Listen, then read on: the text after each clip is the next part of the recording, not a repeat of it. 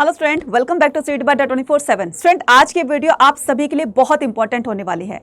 चाहे कोई class first में है, चाहे वो क्लास 12th में है, चाहे वो यूपीएससी का एग्जाम दे रहा है या कोई भी फर्दर गवर्नमेंट एग्जाम की प्रिपरेशन कर रहा है, उन सभी के लिए जरूरी है एनसीईआरटी बुक। लेकिन एनसीईआरटी बुक को कैसे रीड करना है, वो कौन सा द बेस्ट वे होगा जिससे हम अपनी एनसीईआरटी को अच्छे से रीड कर सकते हैं, उसमें से क्या रीड करना है, क्या नहीं करना है, कौन सी इंपॉर्टेंट चीज हमें लग रही है, उसको निकाल करके हमें किस तरह से क्वेश्चन फ्रेम करने वगैरह वगैरह से बहुत सारे क्वेश्चन आपके दिमाग में आ रहे होंगे और इन सभी क्वेश्चन के जवाब आपको इस वीडियो के अंदर मिलने वाले हैं। तो वीडियो को लास्ट जरूर देखिएगा और अगर चैनल पर नहीं तो चैनल को सब्सक्राइब जरूर कीजिएगा और इस वीडियो को ज्यादा से ज्यादा अपने नियर तक शेयर कर दीजिएगा ताकि सभी को यह बात पता चल सके कि हमें अपनी एनसीईआरटी बुक को कैसे रीड करना है। ठीक है, तो स्टार्ट करते हैं विदाउट एनी डिले। ठीक है, तो अब ये बच्चा क्या कह रहा है? No no no no no no. ये क्या नो नो नो कर रहा है? ये कह रहा है कि आपको डायरेक्ट अपनी एनसीईआरटी बुक को स्टार्ट नहीं करना है।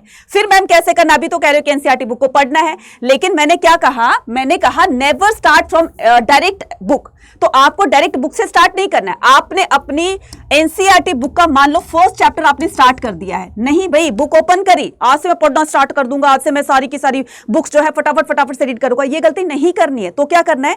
किसी भी चैप्टर को समझने के लिए, बुक के किसी भी चैप्टर को समझने के लिए सबसे पहले आपको उसका एक वन शॉट देखना है। वन शॉट से क्या करोगे? वन शॉट से आपको उस चैप्टर का सारा एक मैटर जो होता है कि चैप्टर में क्या बताया गया है, क्या पूछा गया है और क्या ये बताना चाह रहा है वगैरह वगैरह, इस तरह से आपको वन शॉट में सारा एक ओवरव्यू पता चल जाएगा। चैप्टर में थोड़ा सा आपको इंटरेस्ट भी आएगा। जब आप इसको खुद से रीड करेंगे तो फिर क्या करेंगे? खुद से जब रीड करेंगे तो चीजें और भी धीरे धीरे आपको पक्की होने लगेगी। कहने का मतलब ये कि जब आप खुद से रीड करोगे तो वो सारी चीजें आपके लॉन्ग टर्म तक रिटेन रहेगी। एग्जाम के अंदर उससे रिलेटेड कैसा भी क्वेश्चन आ जाए तो आप उसको इजिली फ्रेम कर सकोगे। तो मैंने क्या कहा? चैप्टर को स्टार्ट करने से पहले बुक से तो पहले आप उसका वन शॉट क्लियर कर लीजिए। ठीक है, और आपको सारे के सारे, चाहे वो आप कॉमर्स के हो, साइंस के हो या आर्ट्स के हो, तो आपको सारे के सारे वन शॉट समझने के लिए आपको कहीं और नहीं जाना है। तो फिर मैडम कहां जाना है? आपको CUET अड्डा 24/7 के चैनल पर हर सब्जेक्ट के हर एक चैप्टर का वन शॉट मिल जाएगा। प्लेलिस्ट में जाकर चेक कीजिए। जिस भी बच्चे को जिस भी तरह का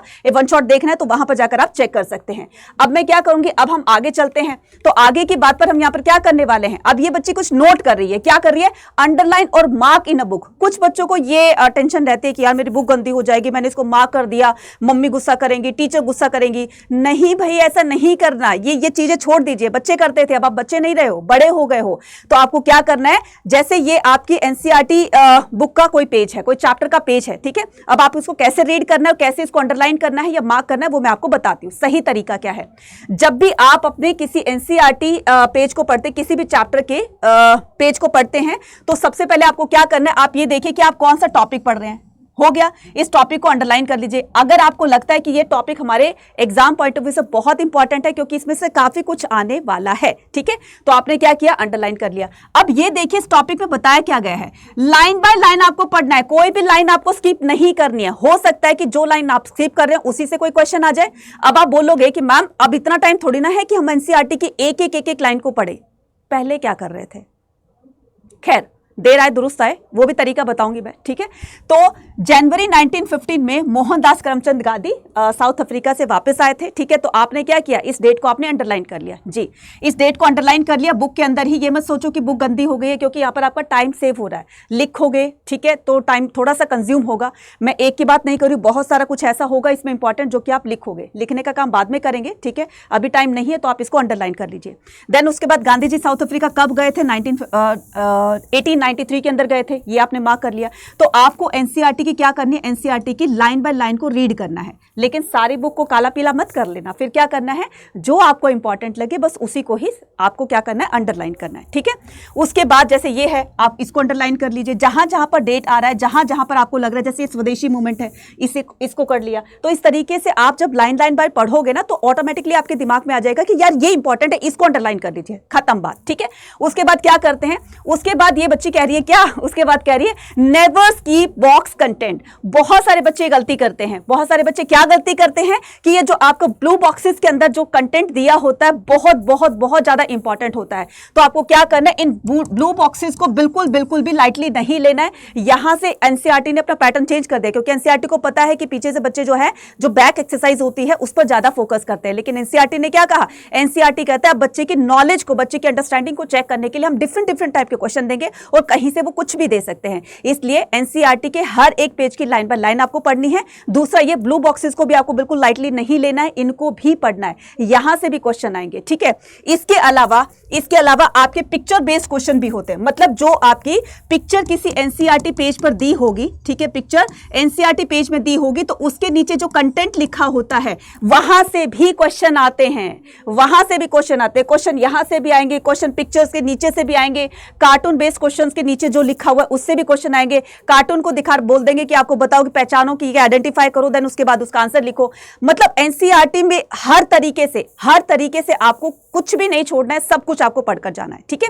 उसके बाद क्या करना है, उसके बाद सॉल्व एनसीईआरटी बैक एक्सरसाइज। बहुत सारे बच्चे क्या करते हैं, हेल्प बुक ले लेंगे, रेफरेंस बुक ले लेंगे, ये कर लेंगे, वो कर लेंगे, लेकिन आपको ये नहीं करना बिल्कुल भी कि एनसीईआरटी की बैक एक्सरसाइज को स्किप कर देना है, उसको छोड़ देना, उसको सॉल्व ही नहीं करना। हो सकता है वहां का कोई डायरेक्ट क्वेश्चन हमारे इस एग्जाम के अंदर फंस जाए, फिर क्या करोगे। तो एनसीईआरटी की बैक एक्सरसाइज इसीलिए दी जाती है ताकि आपको चैप्टर जो आपने पूरा का पूरा पढ़ लिया, समझ लिया, अब उसके बिहाफ पर आपको क्वेश्चन सॉल्व करने हैं।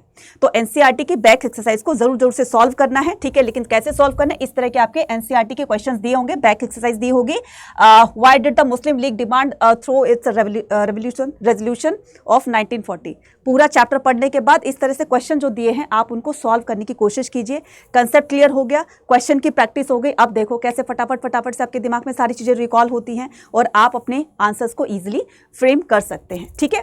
और इन सभी के अलावा मैं आपको बता देना चाहती हूं कि अगर आप इसका वन स्टॉप सॉल्यूशन लेना चाहते हैं कि मैम अभी हमारे पास इसका टाइम बिल्कुल भी नहीं है, ठीक है, मेरे पास इसका सॉल्यूशन है। और वो क्या है कि अभी एग्जाम पास आने वाले हैं, एनसीईआरटी की एक एक लाइन को पढ़ना, ठीक है, उसको अंडरलाइन करना, अंडरलाइन करके क्वेश्चन की प्रैक्टिस करना, क्वेश्चन की प्रैक्टिस करके फिर हमने अपने आप को एनालाइज करना, मॉक टेस्ट देना कि अभी हमने चैप्टर को कितना समझा है, कितना और समझने की देर वगैरह वगैरह। अभी टाइम कम है लेकिन हमें बहुत कुछ करना है, तो उसका एक वन स्टॉप सोल्यूशन है। आप क्या कर सकते हैं, आप अड्डा 24/7 के CUET के महापैक को ज्वाइन कर सकते हैं, जिसमें class 12 board exam plus CUT दोनों की तैयारी करवाई जाती है। वो बहुत ही आपके रीजनेबल प्राइस पर है ना।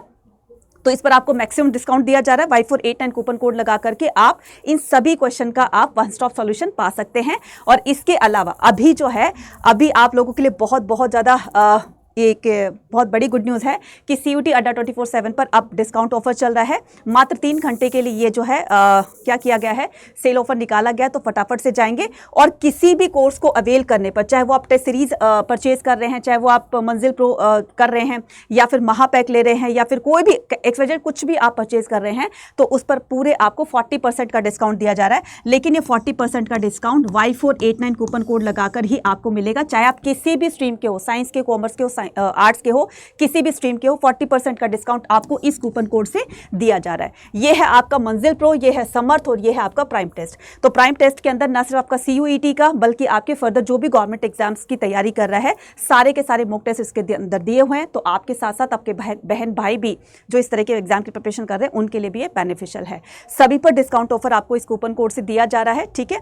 और इस कूपन कोड को अवेल करने के लिए और बैचेस में एनरोल करने के लिए क्या करना है, आपको एक छोटा सा काम करना है। अड्डा 24/7 की एप्लीकेशन को डाउनलोड करना है। डाउनलोड करने के बाद आपको क्या करना है, यहाँ पर ऑल कोर्सेज पर जाना है। ऑल कोर्सेज पर जाकर UG PG एंट्रेंस एग्जाम पे क्लिक करेंगे।